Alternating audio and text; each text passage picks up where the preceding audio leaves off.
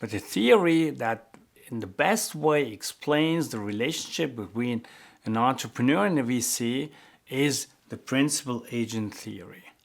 So let's look at this theory a little more closely in order to understand how we can apply that to our specific situation. Start with an everyday life example. We have a principal, and that can be an employer, for example, and an agent, who is the employee in our example, and they have something like a work contract, which puts them basically together. And the principal, he wants that the agent, as the employee, really works for him, and on the other hand, the agent, the employee, wants that the employer really has the work conditions he was talking about in the job interview. And always questions come up. If you look at that situation more closely, again, we're in the same situation, employer-employee situation. For example, does the CV of the agent properly reflects the actual skills and experience of the employee? Did he really put everything into his curriculum vitae and maybe not too much? And did he exaggerate? And the grades are correct and so all sorts of things. So does he fit perfectly for the job?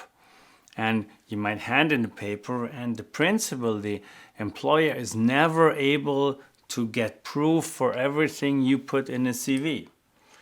Secondly, when you started working, will the employee use his work PC only for work purposes, or also check his private emails? And at the very end, if the employee works well, the company will earn well, so will the shareholders. And if he doesn't work well, is that also true? This is why you have to think about these points in the work contract, because first of all, you have limited rationality, you have limited information when you start this job, when you start hiring someone. So the information is not always fully available, and you can also not try to get all the information because it takes far too much time. Secondly, you have potential opportunism, which is the case of using the work PC also to check private emails. The employer is not able to check on that on a regular hourly basis or so on. But these two parties are dependent on each other because, as I said before, the employee has to work well, because only if he does that, the company can also make their business and make money, and the shareholders thus can make also their money. And the same situation holds true for an entrepreneur and a VC. And what we do normally is we conceptualize the VC as the principal and the entrepreneur as the agent. And the contract brings these two parties together. It makes these two parties dependent on each other. And again, there is limited rationality. Is all the information included in the business plan really correct? And are there more uncertainties the entrepreneur is not talking about? On the other hand, is also the VC telling the truth about how he can help in the future? That's typical examples for limited rationality. Secondly, potential opportunism. Will the founder really use the money and the purpose to build the business, or also for private consumption because he likes a great company car and only flies business or something like that? And thirdly, these two parties are dependent on each other because the VC gives money to the entrepreneur because he wants to have more money back, and that's his dependency. And on the other hand, the entrepreneur is dependent on the VC's money and also on his advice in building some or bringing some value to the company. So only if the entrepreneurial team works well and the company becomes valuable, and the VC also can realize his own exit. Now, how do these two parties deal with this situation in practice? The VCs and the entrepreneurs. Well, if the VC has limited rationality, he has limited information, he tries to get more information. This is why he does a due diligence. On the other hand, you as an entrepreneur, you carefully select potential VCs, as we've seen in week 2. So both parties basically do their homework in order to reduce the information asymmetry between those two parties. Secondly, when it comes to opportunism, the VC starts introducing control terms. And now you can see there is a good reason for control terms in also a VC contract, because it can reduce potential opportunism of the entrepreneur. He can, for example, say, if you buy a company car or lease a company car, you have to ask me before. And then he can easily prevent himself from that situation described before. The entrepreneur uses the money for his private consumption. On the other hand, the agent, he also seeks advice from experienced founders and lawyers, not only relies on the VC when getting the advice.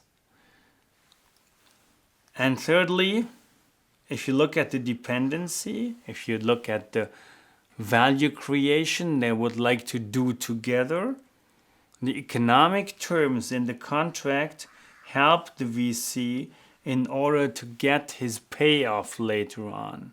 So he puts contractual details in the term sheet and also in the contract in order to have his return, like a drag along that helps him to drag the entrepreneur to sell his company when he needs an exit. On the other hand, what the agent does, he tries to establish a fair price and thus dependent situation from a founder's perspective, also in order to get some share of the value which is created in the future. This is what the two parties can do before the deal. And you can see it is in here and over here, so with the control terms and the economic terms about the term sheet. This is why it's important to understand that relationship. Secondly, they can also work together after the deal and try to establish their relationship accordingly and try to think about that situation when they close the deal. Again, limited rationality. And what can you do when you close the deal? Well, you also have measures for that. So starting with the limited rationality, you can establish a reporting. So the VCs wants to see reports on a regular basis in order to understand what the entrepreneur is doing, in order to prevent the entrepreneur to act opportunistically. And the agent on the other side, you as the entrepreneur, you can look for trust-building actions through open and frequent communication. So you can try to establish this trustful relationship that the VC really thinks he has full information. Secondly, how to prevent both parties from opportunism. Well, the VC will execute his control rights, information, and monitoring rights. And this is again why you find these contractual details in the contract. What is the agent doing, the entrepreneur? Well, he will give the information, as much information as possible, in order to show the VC that there's no opportunistic behavior involved. And last but not least, they both dependent on each other. While the VC will closely monitor the team, and on the other hand, you as an entrepreneur, you claim promised value-adding activities to the VC. So basically what you do is you add value to the company, and then this dependent relationship is really a very positive relationship. Now you're able to see this is a very complex situation, and it sounds always really, really complex when it comes to theory. But it is a very easy situation. You have a VC and an entrepreneur. They don't know everything about each other. They depend on each other because they make a contract, and you want to prevent that they cheat on each other. Now you might ask the question, is this really necessary in those days? Why don't we have those handshake deals? Well, look at this example. MotionLoft. MotionLoft provides real-world analytics for store owners who want to analyze pedestrians and vehicle traffic passing by their stores.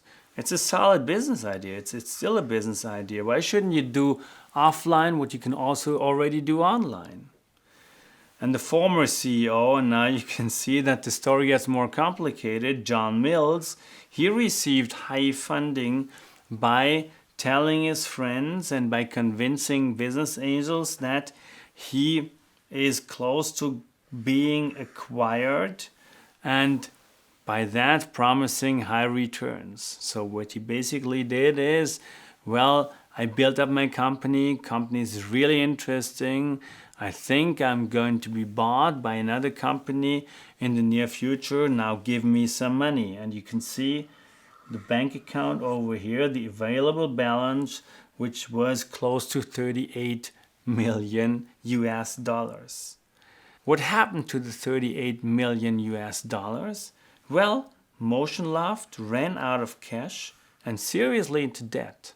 You might wonder, why is that? It's a promising company, close to being acquired. Well, in fact, what the angels and the friends, the people who invested, found out later on that the CEO, John Mills, spent all the money for partying in Las Vegas and dining in Palm Springs. Not all the money, but he really made good parties. And he went with a private jet to either Las Vegas or Palm Springs and spent the money there. Nowadays, he's being accused of defrauding investors and he lost his CEO position. But the fact that this story happens shows how important the contract is from the VC's perspective, but also from your entrepreneur's perspective. If there is information asymmetry, if one party can cheat the other party, or if opportunism can take place, so you have to have a contract. Now, the theory is able to explain these contracts in a very general way. And we get back when we talk about the terms in more detail, because always when new terms come up, and it might be in 3 or 5 years, in your life as an entrepreneur, that new terms come up in new VC contracts, you're able to explain them by using the principal agent theory.